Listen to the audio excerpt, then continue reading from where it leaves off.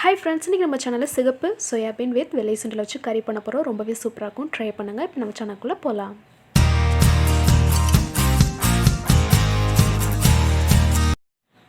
First பாத்தீங்கன்னா நான் soybean அது கூடவே வெள்ளை சுண்டலும் வேக வச்சு எடுத்துர்க்கேன். நெக்ஸ்ட் பாத்தீங்கன்னா நான் 2 பெரிய வெங்காயம் கட் பண்ணி எடுத்துர்க்கேன். ஒரு 5 பச்சை மிளகாய், அது காரம் கம்மிங்கிறனால நான் 5 எடுத்துர்க்கேன். நெக்ஸ்ட் பாத்தீங்கன்னா தேங்காய்ல அரை மூடியில பாதி தேங்காய் நான் எடுத்துர்க்கேன். அப்புறம் 2 ஸ்பூன் சீரகம், 1 ஸ்பூன் மிளகு எடுத்துர்க்கேன். அப்புறம் கடுகு, பெருங்காயம், அப்புறம் 1 ஸ்பூன் மஞ்சள்தூள். அவ்வளவுதான் गाइस. நெக்ஸ்ட் பாத்தீங்கன்னா தேங்காய், சீரகம், மிளகு இத வந்து மிக்ஸி ஜார்ல ஆட் பண்ணிக்கிறேன். நெக்ஸ்ட் பாத்தீங்கன்னா அது கூடவே 3 பச்சை மிளகாய் ஆட் பண்ணிக்கிறேன். அப்புறம் கொஞ்சமா பெரிய வெங்காயம் ஆட் பண்ணிக்கிறேன். அவ்வளவுதான். அது நல்லா இந்த அளவுக்கு நைஸா அரைச்சு எடுத்துக்கோங்க. இப்போ நம்ம குக்கிங் ஸ்டார்ட் பண்ணிடலாம். ஃபர்ஸ்ட் தேவையான அளவு எண்ணெய் ஆட் பண்ணிக்கிறேன். இப்போ பாத்தீங்கன்னா எண்ணெய் நல்லாவே காஞ்சிடுச்சு. இப்போ நம்ம கடுகு ஆட் பண்ணிக்கலாம். இப்போ கடுகு நல்லாவே பொரிஞ்சிட்டு இருக்கு.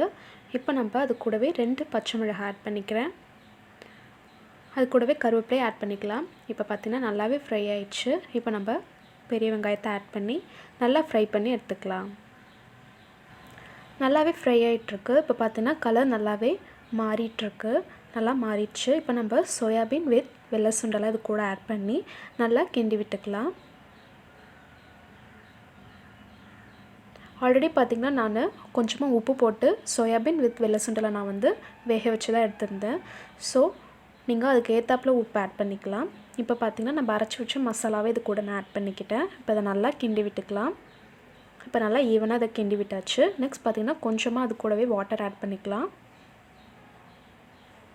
இப்போ இது நல்லாவே குக் ஆகிட்டு இருக்கு. இப்போ நம்ம தேவையான அளவு சால்ட் ஆட் பண்ணிக்கலாம். ஆல்ரெடி வந்து நான் சோயாபீனில் சால்ட் ஆட் பண்ணியிருந்தேன். ஸோ நீங்கள் மசாலாவுக்கு மட்டும் சால்ட் ஆட் பண்ணிக்கலாம். இப்போ பார்த்தீங்கன்னா நான் மஞ்சள்தூள் ஆட் பண்ணி இதை நல்லா கிண்டி விட்டுக்கலாம்.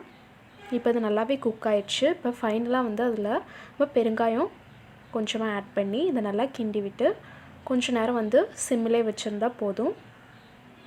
அவ்வளோதான் கைஸ். இப்போ நம்மளோட கறி ரொம்பவே சூப்பராக ரெடி ஆயிடுச்சு. இது ரொம்பவே சூப்பராக இருக்கும். கண்டிப்பாக ட்ரை பண்ணுங்கள். உங்களுக்கும் கண்டிப்பாக பிடிக்கும். பிடிச்சிருந்தது அப்படின்னா லைக் பண்ணுங்கள், ஷேர் பண்ணுங்கள் அண்ட் சப்ஸ்கிரைப் பண்ணுங்கள்.